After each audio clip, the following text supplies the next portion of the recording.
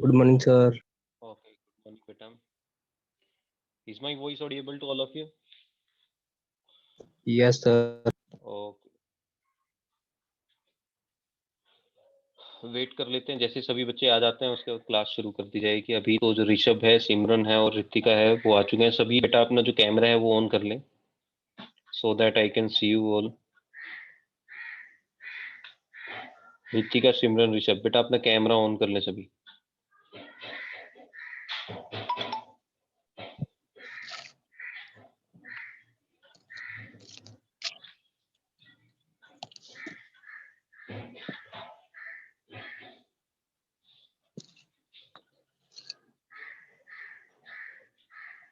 Good morning Ritika. Everyone please on your camera.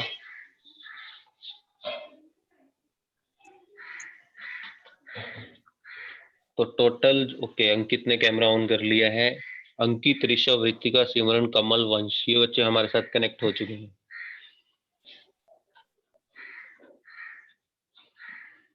Ankit last time क्या कराया था भाई? क्लास में क्या टॉपिक किया था हमने अंकित?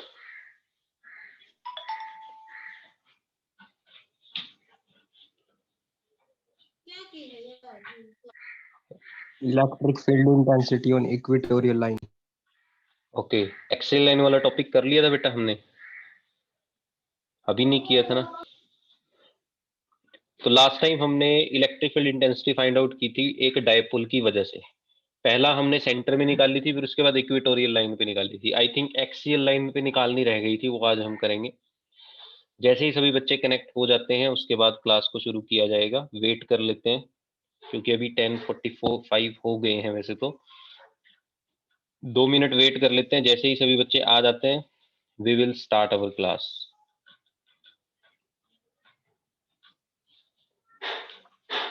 सभी बच्चे कैमरा ऑन कर ले, मैं मुझे दोबारा ना बोलना पड़े किसी को। Everybody just on your camera.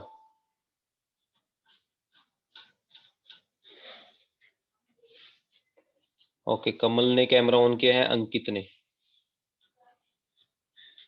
Ritika. आप कैमरा ऑन करके नोट्स भी आगे रख सकते हो, इसमें कोई दिक्कत नहीं, कोई इशू नहीं। वंश ने भी अभी ऑन किया था लेकिन फिर थोड़ी देर बाद वो चला गया।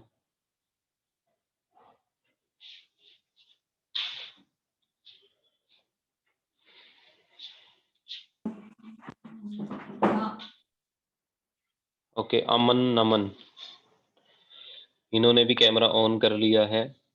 तो टोटल जो है 10 पार्टिसिपेंट्स हमारे साथ जुड़ चुके हैं। अमन, नमन, अंकित, दीपक, कमल, मनदीप, पलक, ऋषभ, ऋतिक, रितिका, सिमरन और वंश। सिमरन, अंकित, अमन, पलक, दीपक, मनदीप, अपना कैमरा ऑन कर लें सभी, ताकि मुझे रहे कि तुम क्लास में ही हो, पढ़ रहे हो। लास्ट टाइम इक्वेटोरियल वाला हो गया था बेटा टॉपिक, और आज जो हम करेंगे वो होगा एक्सेल लाइन पे इलेक्ट्रिक फील्ड निकालने वाला टॉपिक। ठीक है, so today we will do the topic which is related with the electric field intensity at the axial line of the dipole. आज हम इलेक्ट्रिक डायपोल की एक्सियल लाइन पे electric field intensity निकाल लेंगे। तो चलिए शुरू करते हैं। बीच बीच में आप लोगों से भी पूछा जाएगा, ठीक है? तो मैं स्क्रीन शेयर करने जा रहा हूं आप लोगों के साथ।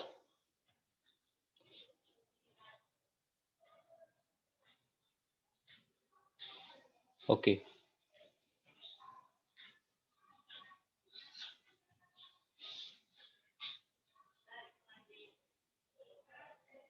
So let's start today's class. Total 11 participants हमारे साथ जुड़ चुके हैं। सभी अपना कैमरा ऑन कर ले, मुझे बार बार ना कहना पड़े। किसी ने भी कैमरा ऑन नहीं किया, तुम थोड़ी देर बाद फिर से कैमरा ऑफ कर लेते हो। बीच में किसी ने कुछ भी पूछना हो तो पूछ सकता है। ओके, तो ये हमने बेटा टॉपिक शुरू किया था लास्ट टाइम। थोड़ा सा एक बार आप लोगों को रिवाइज करवा देता हूं, हमने अब तक क्या पढ़ा। हमने बच्चों लास्ट टाइम पढ़ा था इलेक्ट्रिक डायपोल के बारे में। ठीक है, we have discussed about electric dipole के इलेक्ट्रिक डायपोल क्या होता है। ठीक है, ये हमने पढ़ा था और मैंने आपको बताया था कि इलेक्ट्रिक डायपोल बेसिकली क्या है बच्चों, it is the arrangement of two equal and opposite charges separated by small distance. दो इक्वल और अपोजिट चार्जेस की अरेंजमेंट, जैसे ये प्लस क्यू चार्ज और ये minus Q charge, which is separated by a small distance, उसे हम बोलते हैं इलेक्ट्रिक डायपोल। इसके अलावा आपको एक टर्म और बताई गई थी इलेक्ट्रिक डायपोल मूवमेंट, जो क्या होती है Q इंटू 2L, मतलब magnitude of the either charge and the distance between the charges. तो ये होता है इलेक्ट्रिक डायपोल मूवमेंट, ये हमने किया था।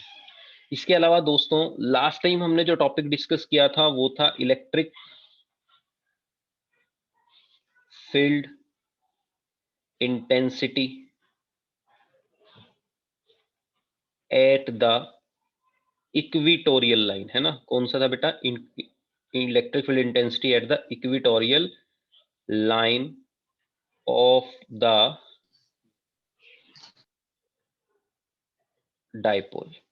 कि मतलब जैसे सपोज बच्चों ये हमारा डायपोल है, पॉजिटिव चार्ज है, ये नेगेटिव चार्ज है, और ये इनको जोड़ने वाली लाइन है, ये इसका डायपोल का सेंटर है। डायपोल के सेंटर पे अगर मैं नॉर्मल ड्रॉ करता हूं तो इस लाइन को बोलते हैं इक्विटोरियल लाइन। तो हमने इस इक्विटोरियल लाइन पे कोई पॉइंट लिया था P और उस पे हमने इलेक्ट्रिक फील्ड इंटेंसिटी निकाल ली थी। ये लास्ट टाइम क्लास में हो गया था जब हमारी ऑफलाइन क्लासेस लग रही थी स्कूल में। आज बच्चा पार्टी हम इससे आगे बढ़ने वाले हैं, ठीक है। किसी को कोई भी डाउट आए बीच में तो पूछ सकता है, मैंने किसी को म्यूट नहीं किया है, आप अपने आप को अनम्यूट करके क्वेश्चन पूछ सकते हो। तो आज सर का जो रिपीट करना है बात। रिपीट इन द कौन नाम बोलो बेटा, किसने पूछा है क्वेश्चन?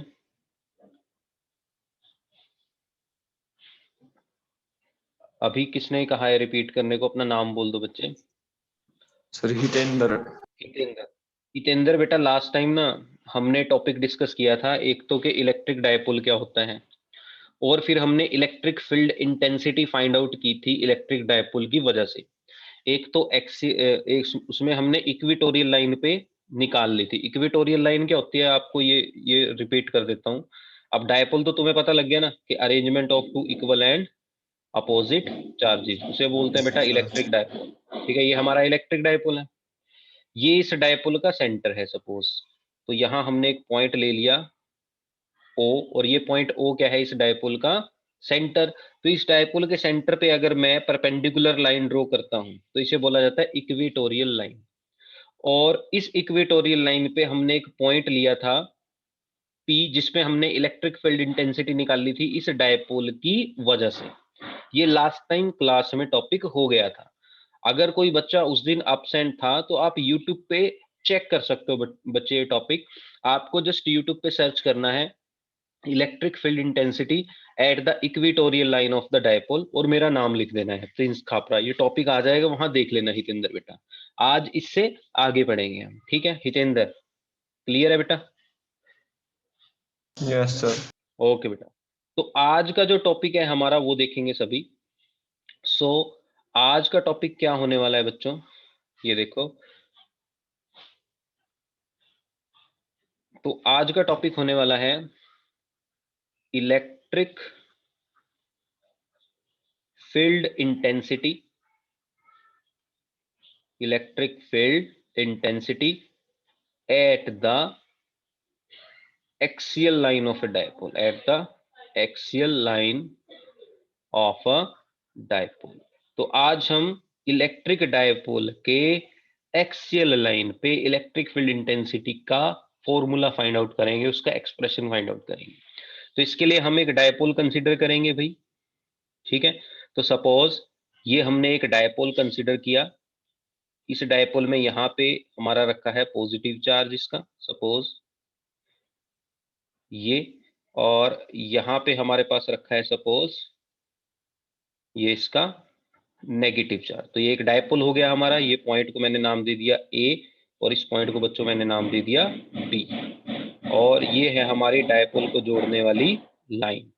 एंड ये जो पॉइंट है सेंटर में, ये है डायपोल का सेंटर पॉइंट, इसको हमने O से रिप्रेजेंट कर दिया। अब एक्सियल लाइन किसे बोलते हैं, क्योंकि टॉपिक का नाम क्या है, electric field intensity at the axial line. तो बच्चों सबसे पहले तो हमें ये पता होना चाहिए कि एक्सियल लाइन है क्या। एक्सियल लाइन कैसी लाइन को बोला जाता है बेटा, एक ऐसी लाइन जो डायपोल के दोनों चार्जेस में से होके गुजरे उसे बोलते हैं एक्सियल लाइन। यहां अगर हम ध्यान से देखें तो ये जो लाइन है ना ए बी, इस लाइन को अगर मैं आगे तक एक्सट्रापोलेट करता रहूं तो ये जो लाइन है मेरी, इसे मैं क्या बोलूंगा, एक्सियल लाइन बोलूंगा। क्या बोलूंगा इसको बच्चों में? Axial line. तो ये समझ में आ गया सबको कि एक्सियल लाइन क्या है? मुझे रिस्पॉन्स दें अगर सबको पता लग गया कि what is axial line basically. ठीक है, तो एक्सियल लाइन सबको समझ में आ गया। Yes, sir. ठीक है, हाँ। तो अब एक्सियल लाइन पे हमें electric field intensity find out करनी है। तो मैंने इसकी, ये जो मेरा डायपोल है बच्चों, इसकी एक्सियल लाइन पे, ठीक है, मैंने क्या किया, ये जो मेरा डायपोल है इसकी एक्सियल लाइन पे एक पॉइंट ले लिया यहाँ पे P, और मुझे कहा गया कि इस पॉइंट P पे बताओ इलेक्ट्रिक फील्ड इंटेंसिटी कितनी है, सच दैट कि मुझे गिवन है कि जो पॉइंट P है ये डायपोल के सेंटर से कितनी दूर है बच्चों, r डिस्टेंस पे। कितनी दूर है डायपोल के सेंटर से? r डिस्टेंस पे। मतलब जो पॉइंट P है it is at a distance r from the centre of the dipole. Clear? Now अब हमें पता है डायपोल की जो लेंथ होती है वो टोटल 12 होती है। तो इसका मतलब ओ सेंटर से जो माइनस क्या चार्ज है यहाँ तक की डिस्टेंस कितनी होने वाली है? एल, क्योंकि इलेक्ट्रिक डायपोल की टोटल लेंथ होती है 12। तो इसका मतलब सेंटर से जो डिस्टेंसेस होंगी वो कितनी कितनी होने वाली है? L, L plus L 2L, तभी बनता है ना ये 2L। देखो यहाँ तक सबको समझ में आ गया। तो अब हमें इस इलेक्ट्रिक डायपोल के इस एक्सियल लाइन पे जो पॉइंट P है, इस पॉइंट P पे बच्चों क्या निकालनी है? हमें इलेक्ट्रिक फील्ड इंटेंसिटी निकालनी है। तो सबसे पहले तो हमें इस पॉइंट P पे इलेक्ट्रिक फील्ड इंटेंसिटी की डायरेक्शन देखनी पड़ेगी। डायरेक्शन कैसे देखेंगे? तो वो देखो, अब आपको मैंने सिखाया हुआ है कि पॉजिटिव चार्ज से हमेशा इलेक्ट्रिक फील्ड कहां जाती है? आउटसाइड, है ना? कहां जाती है? आउटसाइड। और नेगेटिव चार्ज के केस में इलेक्ट्रिक फील्ड कैसे आती है? इनसाइड, मतलब नेगेटिव चार्ज की तरफ आती है। अब यहां ध्यान से देखना बच्चों, मैं यहां अब इलेक्ट्रिक फील्ड इंटेंसिटी की डायरेक्शन ड्रॉ करने वाला हूं। अब देखो ये हमारा पॉजिटिव चार्ज है, पॉजिटिव चार्ज है जो पॉइंट ए पे, इसकी वजह से जो है इलेक्ट्रिक फील्ड लगने वाली है वो जाएगी आउटसाइड। पॉजिटिव चार्ज से इलेक्ट्रिक फील्ड कहां जाती है? आउटसाइड। और इसको मैंने नाम दे दिया सपोज E1। ये समझ में आ गया? ये E1 किसको रिप्रेजेंट कर रही है? Electric field due to positive charge. Similarly point P पे इलेक्ट्रिक फील्ड लगेगी नेगेटिव चार्ज की वजह से, और नेगेटिव चार्ज की वजह से जो इलेक्ट्रिक फील्ड लगेगी वो इनसाइड होगी, नेगेटिव चार्ज की तरफ होगी। तो इसका मतलब पॉइंट P पे जो नेगेटिव चार्ज की वजह से इलेक्ट्रिक फील्ड लगेगी उसको हमने E2 माना, और वो इलेक्ट्रिक फील्ड बेटा कहाँ होगी? वो कहाँ होगी? इस नेगेटिव चार्ज की तरफ होगी। ये इसको मैंने मान लिया E2। यहां तक सबको समझ में आ गया कि मैंने डायरेक्शन कैसे ली भाई? E1 इलेक्ट्रिक फील्ड एक तरफ, E2 इलेक्ट्रिक फील्ड एक तरफ। यहां तक अगर सबको समझ में आ गया तो जल्दी से चैट बॉक्स में रिप्लाई करें, या आप वॉइस मैसेज से भी मुझे बता सकते हैं कि आपको समझ में आ गया। Yes, sir. आ गया सर। ओके बेटा, तो अब हमें net electric field find out करनी है। तो देखो बच्चे कैसे हम फाइंड आउट करेंगे नेट इलेक्ट्रिक फील्ड। अब अगर आप इस डायग्राम को ध्यान से देखो तो हम जो इलेक्ट्रिक फील्ड होगी हमारी नेट, वो कैसे निकलने वाली है? देखो ध्यान से, हम देख सकते हैं ना कि E1 और E2 एक दूसरे से क्या जा रहे हैं? अपोजिट। तो इसका मतलब जो नेट इलेक्ट्रिक फील्ड होने वाली है वो क्या होगी? इन दोनों को एक दूसरे में से हमें क्या करना पड़ेगा? माइनस करना पड़ेगा। तो इसके लिए पहले हम E1 और E2 की वैल्यू निकाल लेते हैं। ठीक है, सबसे पहले हम क्या करेंगे बेटा? E1 और E2 की वैल्यू निकाल लेंगे। देखो कैसे निकलेगी E1 और E2 की वैल्यू। ठीक है, तो पहले हम E1 और E2 की वैल्यू निकाल लेते हैं। Simple electric field intensity due two point charge वाला फॉर्मूला यहाँ पे हम लगा लेंगे। ठीक है ना? क्या फॉर्मूला लगा लेंगे? Electric field intensity due two point charge वाला फॉर्मूला।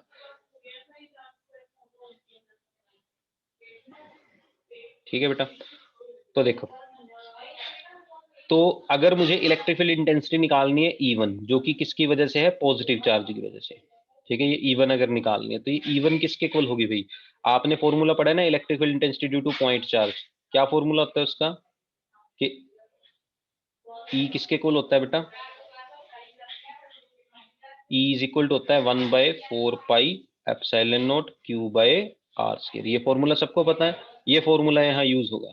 तो E1 मेरा क्या आने वाला है? 1/4πε0, चार्ज का मैग्नीट्यूड है Q अपॉन, अब जो E1 इलेक्ट्रिक फील्ड है ये पॉजिटिव चार्ज की वजह से है, तो यहाँ पे हमारे पास आएगा ये अपॉन, ये जो डिस्टेंस होगी A P का होल स्क्वायर, यही होगा बच्चों। तो यहां से फिर फर्दर E1 हमारे पास आ जाएगा 1/4 pi epsilon naught Q upon AP। AP की वैल्यू देखो क्या होगी डायग्राम में, अगर आप डायग्राम को ध्यान से देखो तो AP कितना होगा, आप देखो O से P तक की डिस्टेंस है R और A से O तक की डिस्टेंस है L, तो इसका मतलब AP मेरा कितना होने वाला है R प्लस L। कितना होने वाला है AP बच्चों, R प्लस L होने वाला है। तो इसका मतलब AP की जगह मैं यहाँ लिख सकता हूँ R प्लस L का होल स्क्वायर, इसे इक्वेशन 1 मान लो।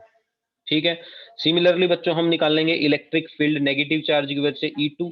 E2 अगर मैं निकालता हूं तो क्या फॉर्मूला बनता है, 1/4 pi epsilon naught Q upon BP का स्क्वायर, यही बनेगा बच्चों। तो अब बस हम यहाँ क्या करेंगे, अब BP की वैल्यू रखेंगे। BP की वैल्यू रखेंगे तो क्या आएगा, BP कितना है, देखो B पॉइंट ये है और P पॉइंट ये है, तो BP कितना होगा, अब OP तो है R और OB है L, तो BP कितना होगा R माइनस L। अगर आप ध्यान से देखो तो ये इतनी डिस्टेंस R माइनस L ही होगी। B से लेके P तक की डिस्टेंस कितनी होगी बच्चा पार्टी, R माइनस L। तो ये वैल्यू यहाँ रख देंगे, तो हमारे पास बच्चों यहाँ से फिर E2 बन जाता है 1/4 pi epsilon naught Q upon R minus L का होल स्क्वायर। इसे इक्वेशन नंबर 2 मान लेते हैं। यहां तक सबको समझ में आ गया। तो हमारे पास दो इक्वेशंस बन गई E1 और E2 के लिए। अब अगर हम डायग्राम को ध्यान से देखते हैं तो E1 और E2 एक दूसरे के अपोजिट है, तो इसका मतलब है बच्चों कि जो नेट इलेक्ट्रिक फील्ड होगी वो किसके इक्वल आएगी, इन दोनों के डिफरेंस के इक्वल। ठीक है, तो नेट इलेक्ट्रिक फील्ड आएगी हमारी E2 माइनस E1। अब मैंने E2 में से ही E1 क्यों माइनस किया, ये क्वेश्चन भी कई बार उठ सकता है माइंड में। तो आप ध्यान से देखो E2 जो इलेक्ट्रिक फील्ड है वो किसकी वजह से है, माइनस क्यू चार्ज की वजह से, और minus Q charge point P के नजदीक है। तो यहाँ साफ साफ पता चल रहा है कि माइनस क्यू चार्ज की वजह से जो इलेक्ट्रिक फील्ड है वो ज्यादा है as compare to plus Q charge, क्योंकि प्लस क्यू चार्ज दूर है। तो इसलिए मैंने E2 माइनस E1 लिखा, ना कि E1 माइनस E2। तो यहाँ E2 माइनस E1 इसीलिए लिखा है। अब जस्ट हमें क्या करना है बच्चों, यहाँ E2 और E1 की वैल्यू रख देनी है। तो E2 और E1 की वैल्यू रख देते हैं बस यहाँ पे।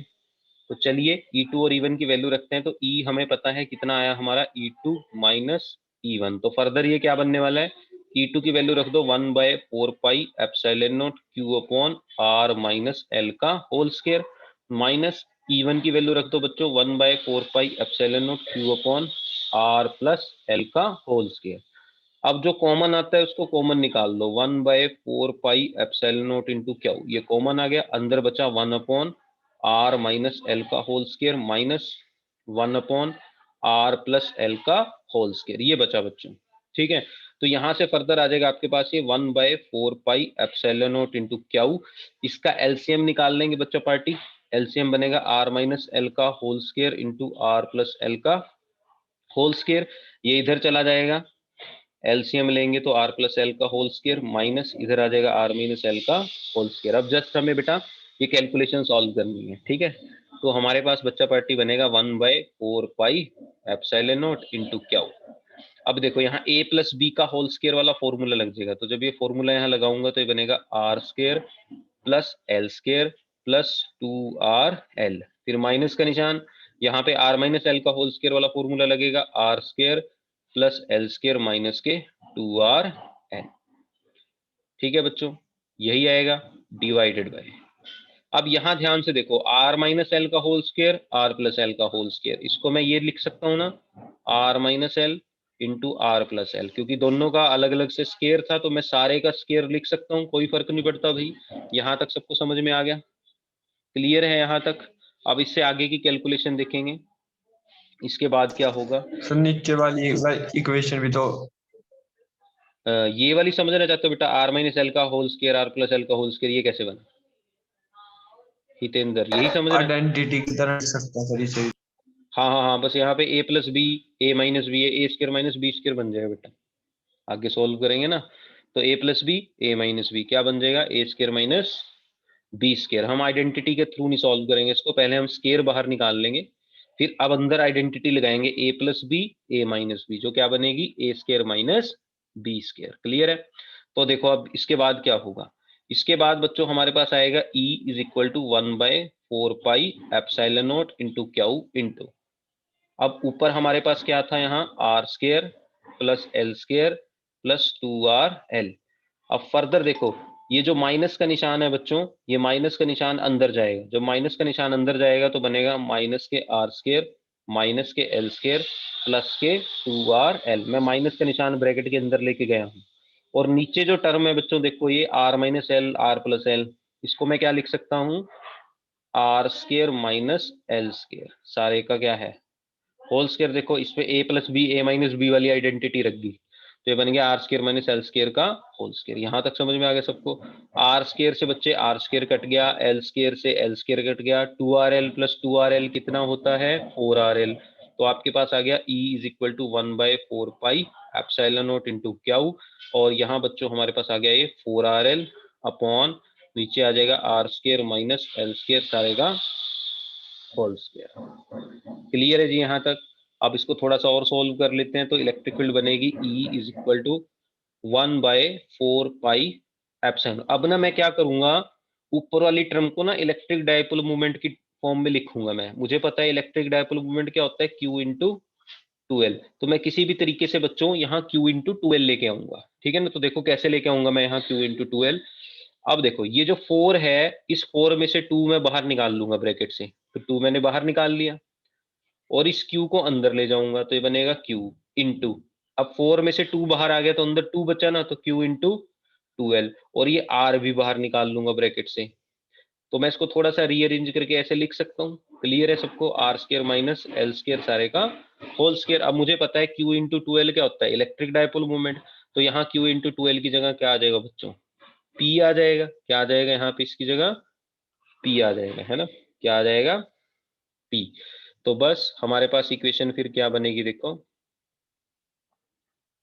तो यहां से फिर हमारे पास बच्चों आ जाएगा E is equal to 1/4 pi epsilon naught into 2, Q into 2L की जगह बन जाएगा इलेक्ट्रिक डायपोल मूवमेंट यानी कि P, तो ये बन जाएगा 2P।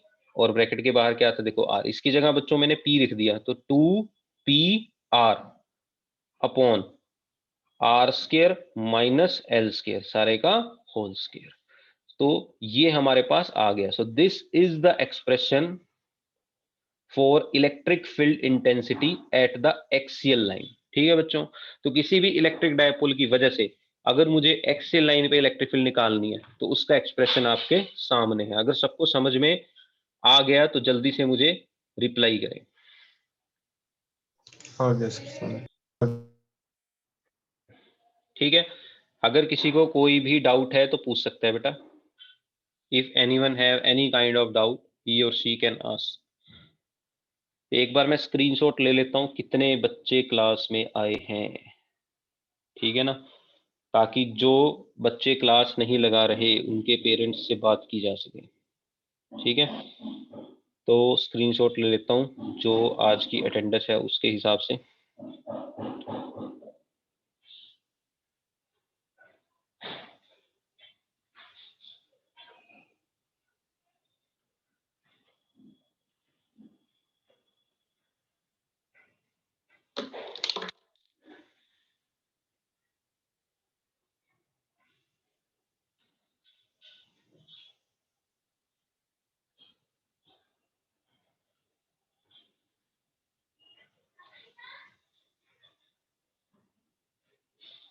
ठीक है, तो अब देखो यहां तक सबको समझ में आ गया।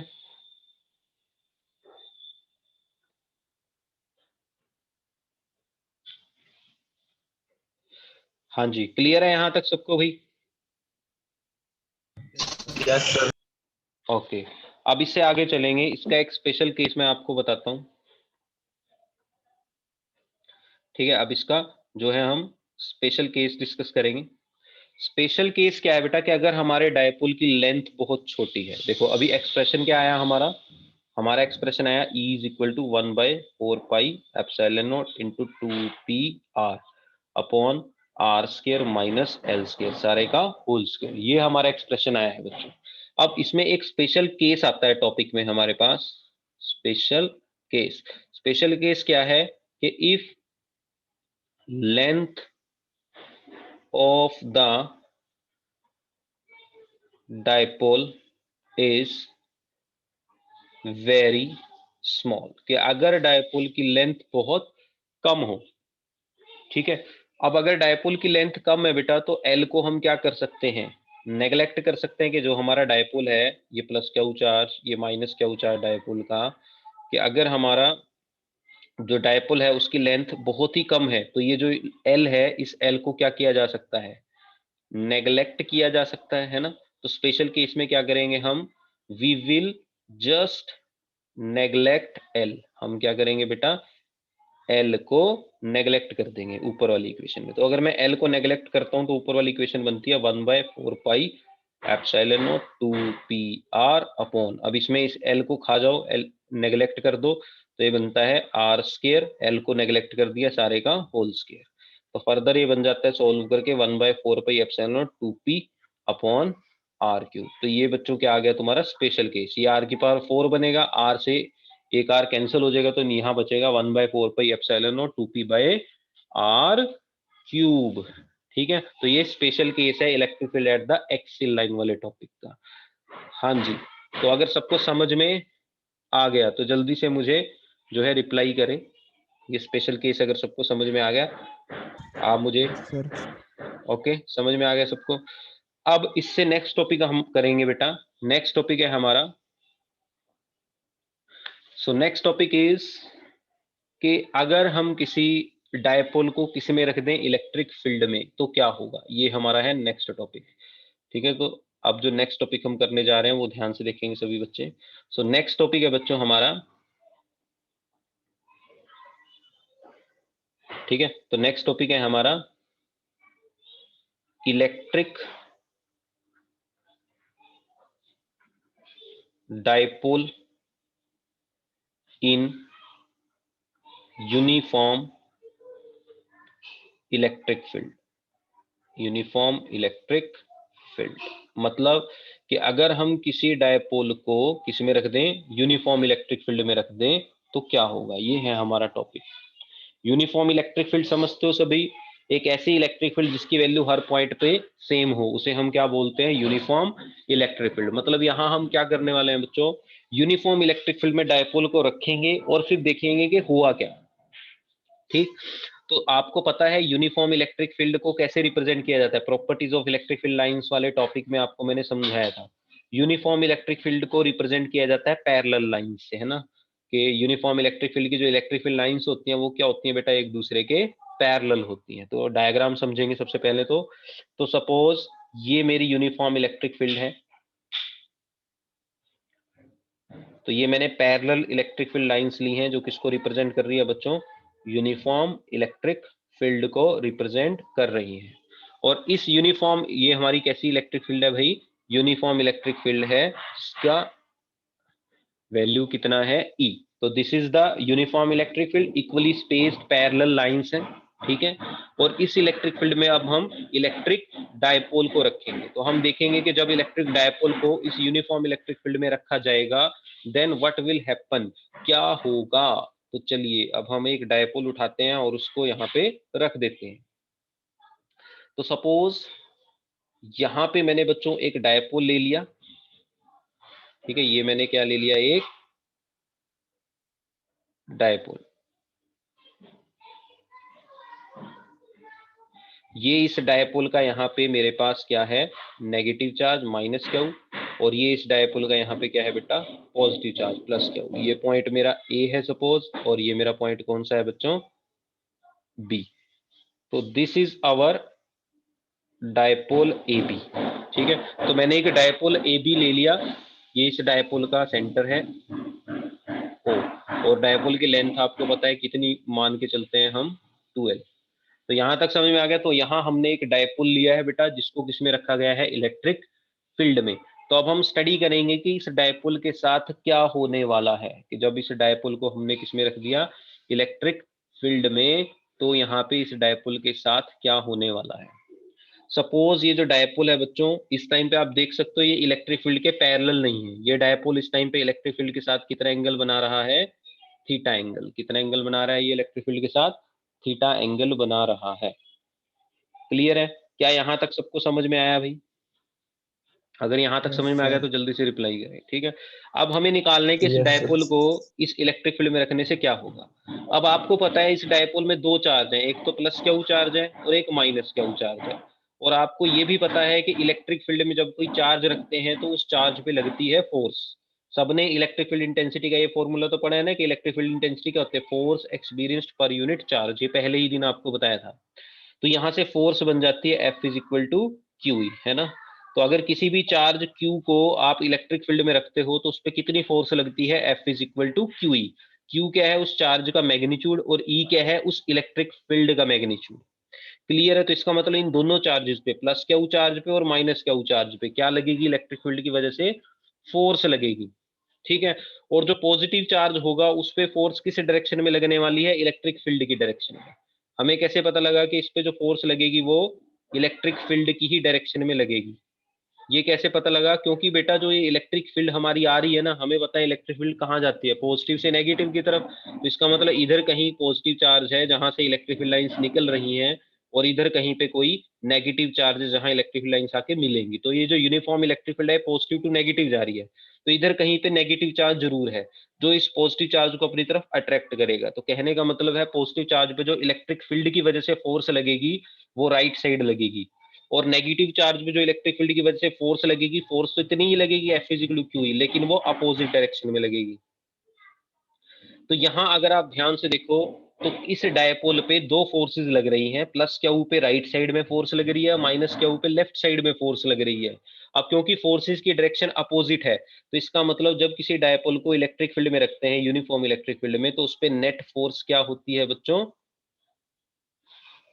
जीरो। क्लियर है। नेट फोर्स जीरो क्यों है, क्योंकि इक्वल और अपोजिट फोर्सेस है। अब यहां देखने वाली बात क्या है कि ये जो मेरी फोर्सेस है ना, ये फोर्सेस इक्वल और अपोजिट तो हैं, लेकिन इनका लाइन ऑफ एक्शन सेम नहीं है। लाइन ऑफ एक्शन का मतलब समझते हो सभी, जिस लाइन के अलोंग ये फोर्सेस लग रही हैं, जैसे मैं ड्रॉ करके दिखाता हूं आपको, जो फोर्स एफ है उसका लाइन ऑफ एक्शन ये है, ठीक है, और दूसरे वाली फोर्स का लाइन ऑफ एक्शन ये है। अगर आप ध्यान से देखो तो इन दो फोर्सेस का लाइन ऑफ एक्शन सेम नहीं है, इसका लाइन ऑफ एक्शन ये है और इसका लाइन ऑफ एक्शन ये है। तो यहाँ पे लाइन ऑफ एक्शन दोनों फोर्सेस का सेम नहीं है। और हमने 11th क्लास में पढ़ा है कि अगर दो फोर्सेस इक्वल और अपोजिट हों और उनका लाइन ऑफ एक्शन सेम ना हो, तो उस टाइम पे उन फोर्सेस को बोला जाता है कपल ऑफ फोर्सेस। क्या बोला जाता है, कपल ऑफ फोर्सेस। और ऐसे केस में फिर क्या जनरेट होती है, टॉर्क। मतलब हमारा जो ऑब्जेक्ट है वो घूमना शुरू कर देता है, रोटेट करना शुरू कर देता है। आपने 11th क्लास में पढ़ा भी है। जैसे मान लिया, जैसे ये प्लस क्यू चार्ज है हमारा, ये माइनस क्यू चार्ज है, प्लस क्यू चार्ज पे इधर फोर्स लग रही है, माइनस क्यू पे इधर फोर्स लग रही है, तो इन दो फोर्सेस की वजह से एक कपल जनरेट हो गया, और ये कपल क्या करेगा, इसको रोटेट करवाएगा। डायपोल को क्या करवाएगा, रोटेट। और जब भी डायपोल रोटेट करेगा तो हम बोलेंगे इस पे क्या लग रही है बच्चों, टॉर्क लग रही है। तो इसका मतलब जब भी किसी इलेक्ट्रिक डायपोल को यूनिफॉर्म इलेक्ट्रिक फील्ड में रखते हैं तो उस पे क्या लगती है बच्चा पार्टी, टॉर्क लगती है। अब यही टॉर्क हमें निकालनी है। अब 11th क्लास में आपने टॉर्क का फॉर्मूला भी पढ़ा है, अगर आपको याद हो। टॉर्क का फॉर्मूला होता है force multiply by perpendicular distance. क्या फॉर्मूला होता है, force multiply by perpendicular distance between the two forces, between the line of action of two forces, between the line of action of two forces, ठीक है। तो इसे बोलते हैं torque. तो यहाँ पे अगर मैं इस डायग्राम में ध्यान से देखूं तो इन दो फोर्सेस के बीच की परपेंडिकुलर डिस्टेंस क्या होगी, इनके लाइन ऑफ एक्शन की। हम क्या करेंगे बच्चों, पॉइंट बी से इस लाइन पे एक परपेंडिकुलर ड्रॉ कर देंगे। ये हम एक परपेंडिकुलर ड्रॉ कर देंगे बी एन। तो ये जो बी एन है बच्चों, ये किसको रिप्रेजेंट करता है, इन दो फोर्सेस की परपेंडिकुलर डिस्टेंस को। तो इसका मतलब जो टॉर्क होगी वो किसके इक्वल होगी, force multiply by perpendicular distance B N, यही होगी टॉर्क। अब जस्ट हमें क्या करना है, ये परपेंडिकुलर डिस्टेंस बी एन निकालनी है। अब ये परपेंडिकुलर डिस्टेंस बी एन कैसे निकलेगी, आप ध्यान से देखो, यहाँ एक ट्रेंगल बन रही है ए बी एन। मैं अलग से ड्रॉ कर देता हूँ। अगर आप इस डायग्राम को ध्यान से देखो ना, तो यहाँ एक ट्रेंगल बन रही थी इस तरह से। देखो, ये ए पॉइंट था हमारा, ये बी पॉइंट था, ये हमने परपेंडिकुलर ड्रॉ किया था एन। तो यहाँ एक बन रही थी ट्रायंगल और ये एंगल हमारा है थीटा। इससे मैं इस ट्रायंगल की बात कर रहा हूँ बच्चों, ये जो ट्रायंगल बन रही है यहाँ, क्लियर है, समझ रहे हो ना, ये ट्रायंगल नजर आ रही है सबको, ABN, ठीक है, ये ट्रायंगल आ रही है ना सबको नजर। तो इस ट्रायंगल की मैं बात कर रहा हूं, तो इस ट्रायंगल से हम क्या निकालने वाले हैं, ठीक है, इस ट्रायंगल से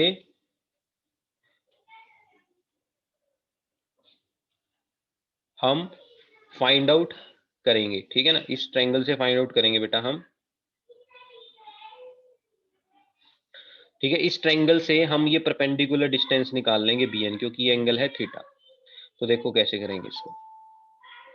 तो ये जो राइट एंगल ट्रायंगल बन रही है बेटा, यहां से ये BN निकल आएगा, क्योंकि AB क्या है हमारा, ये डायपोल है ना, देखो ये AB तो हमारा क्या है बच्चों, डायपोल, और ये लेंथ है 2L। तो अगर मैं ये यहाँ पे मैं परपेंडिकुलर डिस्टेंस निकालना चाहता हूँ BN, तो मैं इस ट्रायंगल में लिखूंगा BN अपॉन AB। तो BN अपॉन AB क्या बनेगा, एंगल के सामने क्या होता है, परपेंडिकुलर, और ये क्या है, हाइपोटेन्यूज। तो परपेंडिकुलर अपॉन हाइपोटेन्यूज क्या होता है बच्चों, साइन थीटा। तो इसका मतलब BN अपॉन AB, AB कितना है 2L, तो कितना आएगा BN upon AB, sign theta. तो यहाँ से बच्चों BN की वैल्यू कितनी आ जाएगी, 2L साइन थीटा। तो ये BN की वैल्यू आ गई, ये वैल्यू मैं रख दूंगा इस फॉर्मूले में। इस फॉर्मूले में जब BN की वैल्यू रखूंगा बच्चों, तो मेरे पास बनेगा torque is equal to force into perpendicular distance 2L sine theta. अब देखो फोर्स कितनी थी हमारी, Q इंटू ई, अभी पढ़ा था ना, फोर्स क्या है, F is equal to Q E. तो Q into E into 2L sine theta. तो यहां से बच्चों हमारे पास जो है टॉर्क आ जाएगी, ई को मैं बाहर लिख लूंगा, अंदर बनेगा Q into 2L into sine theta. तो यहां से बच्चों टॉर्क बन जाएगी, अब Q इंटू 2L हमें पता है किसके इक्वल होता है भाई, electric dipole movement, Q into 2L। तो इसकी जगह मैं P लिख लूंगा, तो मैं लिख सकता हूं इसको P E sine theta. So this is the expression for the torque acting on the dipole. तो इसका मतलब बच्चों, जब भी किसी डायपोल को हम यूनिफॉर्म इलेक्ट्रिक फील्ड में रखेंगे, तो वो डायपोल जो है ना रोटेट करने लग जाएगा, मतलब उस पर टॉर्क लगेगी। तो नेट फोर्स उसमें जीरो होगी, लेकिन उसमें नेट टॉर्क नॉन जीरो होगी। और टॉर्क कितनी लगेगी भाई, हमने अभी निकाला, कितनी लगेगी torque, P E sign theta. अब हमें पता है P भी एक वेक्टर क्वांटिटी है, E भी एक वेक्टर क्वांटिटी है। अब आपने 11th क्लास में A क्रॉस B पढ़ा है ना, दो वेक्टर्स की क्रॉस प्रोडक्ट क्या होती है, A का मैग्नीट्यूड इंटू B का मैग्नीट्यूड इंटू साइन थीटा। तो इसका मतलब टॉर्क को अगर मैं वेक्टर फॉर्म में लिखूं, तो टाउ मेरा बन जाता है P क्रॉस E। तो ये मेरे पास एक्सप्रेशन आ गया बच्चों टॉर्क का। तो this is the expression for the torque on an electric dipole which is kept in the uniform electric field. उसके बाद इसके स्पेशल केस आते हैं, आप लोग नोट्स में देख लेना। पहला स्पेशल केस आता है कि अगर डायपोल इलेक्ट्रिक फील्ड के पैरेलल है, अगर पैरेलल है तो थीटा जीरो होगा, तो टॉर्क भी उस टाइम पे जीरो होगी। दूसरा केस आता है कि अगर डायपोल इलेक्ट्रिक फील्ड के एंटी पैरेलल है, एंटी पैरेलल होगा तो थीटा 180 डिग्री होगा, तो टॉर्क तब भी जीरो होगी। पैरेलल वाले केस को बोलते हैं स्टेबल इक्विलिब्रियम, एंटी पैरेलल वाले केस को बोलते हैं अनस्टेबल इक्विलिब्रियम। और मैक्सिमम टॉर्क कब मिलेगी आपको, जब थीटा कितना होगा 90 डिग्री, तब आपकी टॉर्क क्या होगी, मैक्सिमम। मतलब अगर ये इलेक्ट्रिक फील्ड है और इस इलेक्ट्रिक फील्ड में मैं डायपोल को इस तरह से रख दूं कि डायपोल जो है मैग्नेटिक इलेक्ट्रिक फील्ड के साथ कितना एंगल बनाए, 90 डिग्री, तो इस टाइम इस पे टॉर्क सबसे ज्यादा लगेगी, मैक्सिमम लगेगी। तो क्लियर है, ये था आज का टॉपिक। तो आज हमने ये दो टॉपिक कवर किया, आई होप सबको समझ में आए। अब आप लोगों से थोड़ा चर्चा कर लेते हैं, बातचीत कर लेते हैं। हाँ जी, तो सभी अपना कैमरा ऑन कर ले और मुझे बताएं आज की क्लास में क्या कुछ सीखा आपने, कितना कुछ आपको समझ में आया। अमन बेटा, हितेंद्र, मनदीप, सिमरन, कमल, वंश, कितना समझ में आया आज का टॉपिक, अच्छे से समझ में आ गया सबको, किसी को यस सर। कोई दिक्कत आई हो किसी भी तरह की, ठीक है, सभी अपना कैमरा ऑन कर लें। कभी भी हमारी मीटिंग खत्म हो सकती है, मेरे पास सिर्फ 1 मिनट है आपसे बात करने का। अगर किसी को कोई भी डाउट है तो वो मुझसे पूछ सकता है। वंश बेटा आगे समझ में, सिमरन, वंश, सिमरन, आप लोग मैसेज में भी रिप्लाई कर सकते हो, रितिका, दीपक, हाँ भी दीपक, डाकू खड़क सिंह, आगे समझ में।